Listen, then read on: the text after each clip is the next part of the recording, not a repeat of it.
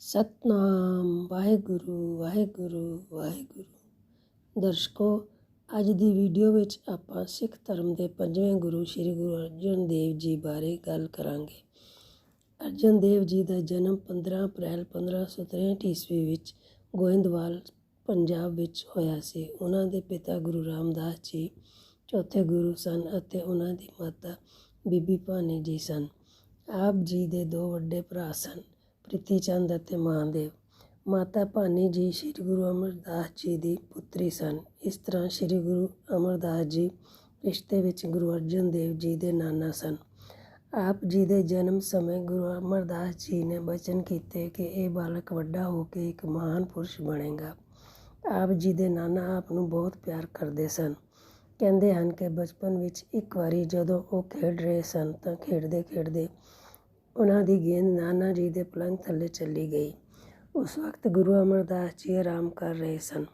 ਜਦੋਂ ਬਾਲਕ ਅਰਜਨ ਦੇਵ ਜੀ ਆਪਣੀ ਗੇਂਦ ਲੈਣ ਲਈ ਪਲੰਘ ਥੱਲੇ ਗਏ ਤਾਂ ਅਚਾਨਕ ਪਲੰਘ ਉੱਪਰ ਉੱਠ ਗਿਆ। ਉਸੇ ਵਕਤ ਗੁਰੂ ਅਮਰਦਾਸ ਜੀ ਬੋਲੇ, ਇਹ ਕਿਹੜਾ ਵੱਡਾ ਪੁਰਖ ਹੈ ਭਾਰੀ, ਜਿਸ ਮੰਜੀ ਹਿਲਾਈ ਸਾਰੀ। ਇੰਨਾ ਸੁਣ ਕੇ ਬੀਬੀ ਭਾਨੀ ਜੀ ਨੇ ਕਿਹਾ, ਇਹ ਤੁਹਾਡਾ ਦੋਹਤਾ ਹੈ। ਉਦੋਂ ਗੁਰੂ ਅਮਰਦਾਸ ਜੀ ਬੋਲੇ, ਦੋਹਤਾ ਬਾਣੀ ਦਾ ਬਹੁਤਾ। ਬਚਪਨ ਵਿੱਚ ਗੁਰੂ ਅਰਜਨ ਦੇਵ ਜੀ ਨੇ ਆਪਣੇ ਨਾਨਾ ਜੀ ਤੋਂ ਪੰਜਾਬੀ ਸਿੱਖੀ ਅਤੇ ਰਾਗ ਵਿੱਦਿਆ ਵੀ ਸਿੱਖੀ। ਉਸ ਵਕਤ ਉਹਨਾਂ ਦੀ ਉਮਰ ਕਰੀਬ 4 ਸਾਲ ਦੀ ਸੀ। ਬਾਬਾ ਮੋਹਰੀ ਜੀ ਤੋਂ ਆਪ ਜੀ ਨੇ ਗਣਿਤ ਸਿੱਖਿਆ। ਪੰਡਤ ਬੇਣੀ ਜੀ ਤੋਂ ਸੰਸਕ੍ਰਿਤ ਸਿੱਖੀ। ਇਸ ਤਰ੍ਹਾਂ ਆਪ ਜੀ ਨੇ 10 ਸਾਲ ਦੀ ਉਮਰ ਵਿੱਚ ਆਪਣੀ ਸਾਰੀ ਵਿੱਦਿਆ ਪੂਰੀ ਕਰ ਲਈ। ਆਪ ਜੀ ਨੂੰ ਗੁਰਬਾਣੀ ਮੂੰਹ ਜ਼ੁਬਾਨੀ ਯਾਦ ਸੀ। ਮਾਤਾ ਭਾਨੀ ਜੀ ਨੇ ਆਪ ਨੂੰ ਪਰਮਾਤਮਾ ਦੀ ਰਜ਼ਾ ਵਿੱਚ ਰਹਿਣਾ ਸਿਖਾਇਆ ਅਤੇ ਪਿਤਾ ਸ਼੍ਰੀ ਗੁਰੂ ਰਾਮਦਾਸ ਜੀ ਨੇ ਆਪ ਨੂੰ ਸੱਚੀ ਅਤੇ ਪਵਿੱਤਰ ਸੇਵਾ ਸਿਖਾਈ। 1599 ਈਸਵੀ ਵਿੱਚ 26 ਸਾਲ ਦੀ ਉਮਰ ਵਿੱਚ ਆਪ ਜੀ ਦਾ ਵਿਆਹ ਮਾਤਾ ਗੰਗਾ ਜੀ ਨਾਲ ਹੋਇਆ ਸੀ।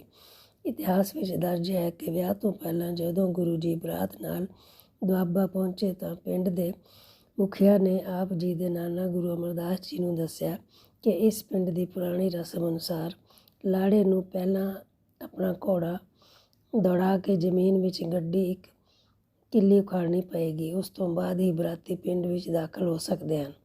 ਗੁਰੂ ਅਮਰਦਾਸ ਜੀ ਨੇ ਸ਼ਰਤ ਮੰਨ ਲਈ। ਫਿਰ ਆਪ ਜੀ ਨੂੰ ਇੱਕ ਨੇਜਾ ਦਿੱਤਾ ਗਿਆ। ਆਪ ਜੀ ਨੇ ਘੋੜਾ ਦੌੜਾ ਕੇ ਪਹਿਲੀ ਵਾਰ ਵਿੱਚ ਹੀ ਜ਼ਮੀਨ ਵਿੱਚ ਗੱਡੀ ਹੋਈ ਕਿੱਲੀ ਉਖਾੜ ਸੁੱਟੀ, ਜਿਸ ਨੂੰ ਵੇਖ ਕੇ ਪਿੰਡ ਦੇ ਲੋਕ ਹੈਰਾਨ ਰਹਿ ਗਏ। ਅਸਲ ਵਿੱਚ ਪਿੰਡ ਵਾਲਿਆਂ ਨੇ ਸਮਝਿਆ ਕਿ 16 ਸਾਲ ਦਾ ਇਹ ਬੱਚਾ ਇੰਨਾ ਮੁਸ਼ਕਲ ਕੰਮ ਨਹੀਂ ਕਰ ਸਕੇਗਾ। ਇਸ ਤਰ੍ਹਾਂ ਆਪ ਜੀ ਦਾ ਵਿਆਹ ਮਰਿਆਦਾ ਅਨੁਸਾਰ ਮਾਤਾ ਗੰਗਾ ਜੀ ਨਾਲ ਸੰਪੂਰਨ ਹੋਇਆ। 1595 ਈਸਵੀ ਵਿੱਚ ਬਾਬਾ ਬੁੱਢਾ ਜੀ ਦੇ ਵਰਦਾਨ ਨਾਲ ਆਪ ਜੀ ਦੇ ਘਰ ਕਾਫੀ ਸਾਲਾਂ ਬਾਅਦ ਬਾਲਕ ਹਰਗੋਬਿੰਦ ਦਾ ਜਨਮ ਹੋਇਆ, ਜੋ ਅੱਗੇ ਚੱਲ ਕੇ ਗੁਰੂ ਅਰਜਨ ਦੇਵ ਜੀ ਤੋਂ ਬਾਅਦ ਸਿੱਖਾਂ ਦੇ 6ਵੇਂ ਗੁਰੂ ਬਣੇ। ਗੁਰੂ ਅਰਜਨ ਦੇਵ ਜੀ ਦੇ ਸਿੱਖਾਂ ਦੇ 5ਵੇਂ ਗੁਰੂ ਅਤੇ ਸ਼ਹੀਦ ਹੋਣ ਵਾਲੇ ਪਹਿਲੇ ਸਿੱਖ ਗੁਰੂ ਸਨ।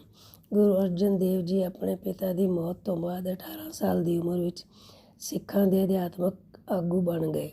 ਚੌਥੇ ਸਿੱਖ ਦੁਆਰਾ ਸ਼ਹਿਰ ਦੀ ਸਥਾਪਨਾ ਕਰਨ ਅਤੇ ਸਰੋਵਰ ਬਣਾਉਣ ਤੋਂ ਬਾਅਦ ਆਪ ਜੀ ਨੇ ਅੰਮ੍ਰਿਤਸਰ ਵਿਖੇ ਦਰਬਾਰ ਸਾਹਿਬ ਦਾ ਵਿਸਤਾਰ ਅਤੇ ਸੁੰਦਰੀਕਰਨ ਕੀਤਾ। ਆਪ ਜੀ ਨੇ ਸਿੱਖ ਧਰਮ ਦੇ ਪਵਿੱਤਰ ਗ੍ਰੰਥ ਆਦਿ ਗ੍ਰੰਥ ਦਾ ਸੰਕਲਨ ਕੀਤਾ। ਕਿਹਾ ਜਾਂਦਾ ਹੈ ਕਿ ਆਪ ਜੀ ਨੇ ਨਾਨਕ ਨਾਮ ਦੇ ਕਲਮੀ ਨਾਮ ਹੇਠ ਬਾਣੀ ਵੀ ਲਿਖੀ ਸੀ। ਆਪ ਜੀ ਨੇ ਹੇਠ ਲਿਖੀ ਗੁਰਬਾਣੀ ਦੀ ਪੰਕਤੀ ਵਿੱਚ ਆਦਿ ਗ੍ਰੰਥ ਦਾ ਵਰਣਨ ਕੀਤਾ ਹੈ। ਥਾਲ ਵਿੱਚ ਤਨ ਵਸਤੂ ਪਈਓ, ਸਤ ਸੰਤੋਖ ਵਿਚਾਰੋ, ਅੰਮ੍ਰਿਤ ਨਾਮ ਠਾਕਰ ਕਾ ਪਈਓ, ਜਿਸ ਕਾ ਸਭ ਸੁਧਾਰੋ। ਆਦਿ ਗ੍ਰੰਥ ਨੂੰ ਬਾਅਦ ਵਿੱਚ ਸ੍ਰੀ ਗੁਰੂ ਗ੍ਰੰਥ ਸਾਹਿਬ ਵਿੱਚ ਵਿਕਸਿਤ ਕੀਤਾ ਗਿਆ। ਆਪ ਜੀ ਨੇ ਸਾਰੀ ਬਾਣੀ ਰਾਗਾਂ ਅਨੁਸਾਰ ਕਰਮਬੱਧ ਕੀਤੀ, ਪਰ ਬਾਣੀ ਨੂੰ ਉਸੇ ਤਰ੍ਹਾਂ ਰੱਖਿਆ ਜਿਵੇਂ ਉਹ ਪ੍ਰਗਟ ਹੋਈ ਸੀ।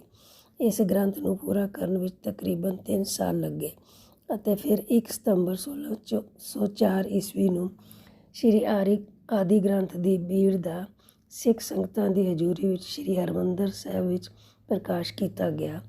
ਉਸ ਸਮੇਂ ਸ੍ਰੀ ਗੁਰੂ ਅਰਜਨ ਦੇਵ ਜੀ ਨੇ ਸਾਰੀ ਸੰਗਤ ਨਾਲ ਬਚਨ ਕੀਤਾ, ਇਹ ਗ੍ਰੰਥ ਸੰਸਾਰ ਸਾਗਰ ਤੋਂ ਪਾਰ ਲੱਗਣ ਲਈ ਇੱਕ ਜਹਾਜ਼ ਦੇ ਬਰਾਬਰ ਹੈ ਅਤੇ ਜੋ ਵੀ ਵਿਅਕਤੀ ਦਿਲ ਲਗਾ ਕੇ ਇਸ ਨੂੰ ਪੜ੍ਹੇ, ਸੁਣੇ ਅਤੇ ਵਿਚਾਰੇਗਾ, ਉਹ ਸੰਸਾਰ ਸਾਗਰ ਤੋਂ ਮੁਕਤ ਹੋ ਜਾਏਗਾ।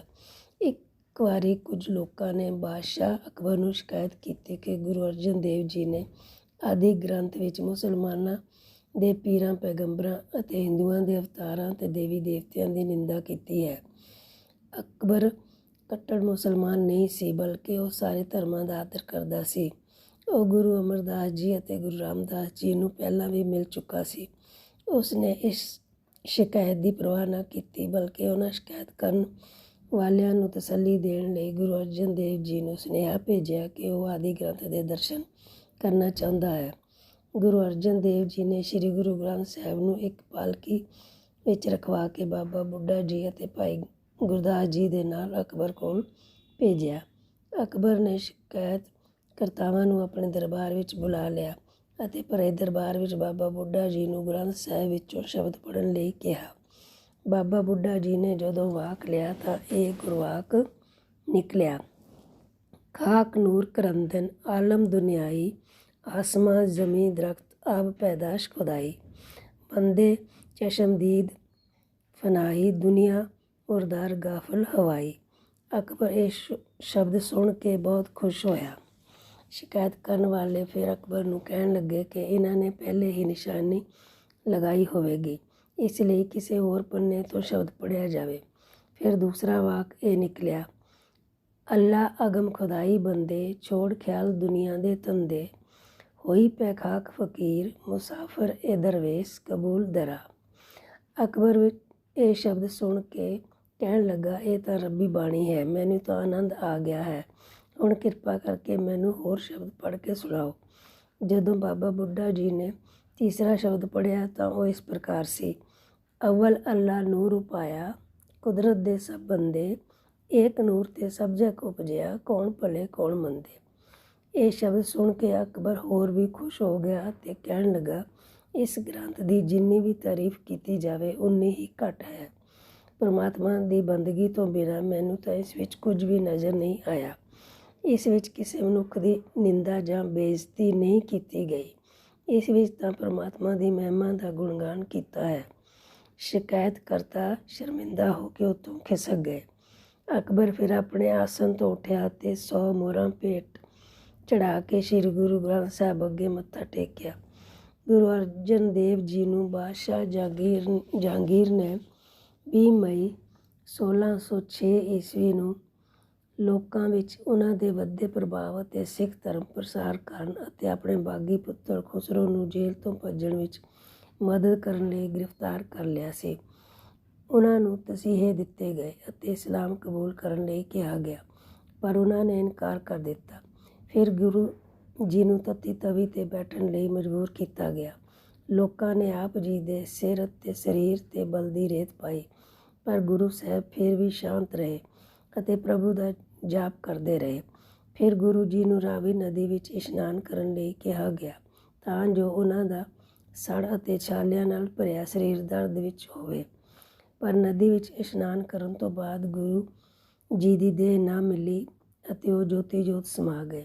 ਗੁਰੂ ਅਰਜਨ ਦੇਵ ਜੀ ਦੀ ਸ਼ਹਾਦਤ ਨੇ ਸਿੱਖ ਧਰਮ ਨੂੰ ਇੱਕ ਵੱਖਰੇ ਧਰਮ ਵਜੋਂ ਮਜ਼ਬੂਤ ਕਰਨ ਵਿੱਚ ਮਦਦ ਕੀਤੀ ਅਤੇ ਉਹਨਾਂ ਦੀ ਯਾਦ ਨੂੰ ਦੁਨੀਆ ਭਰ ਦੇ ਸਿੱਖਾਂ ਦੁਆਰਾ ਸਤਿਕਾਰਿਆ ਜਾਂਦਾ ਹੈ। ਗੁਰੂ ਅਰਜਨ ਦੇਵ ਜੀ 1606 ਵਿੱਚ ਆਪਣੀ ਸ਼ਹੀਦੀ ਤੱਕ ਗੁਰਗੱਦੀ ਵਿੱਚ ਰਹੇ।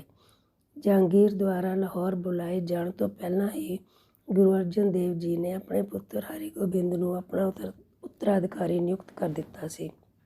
ਉਹਨਾਂ ਦੇ ਜੋਤੀ ਜੋਤ ਸਮਾਉਣ ਤੋਂ ਬਾਅਦ ਉਹਨਾਂ ਦੇ ਪੁੱਤਰ ਗੁਰੂ ਹਰਗੋਬਿੰਦ ਜੀ ਸਿੱਖ ਧਰਮ ਦੇ 6ਵੇਂ ਗੁਰੂ ਬਣੇ।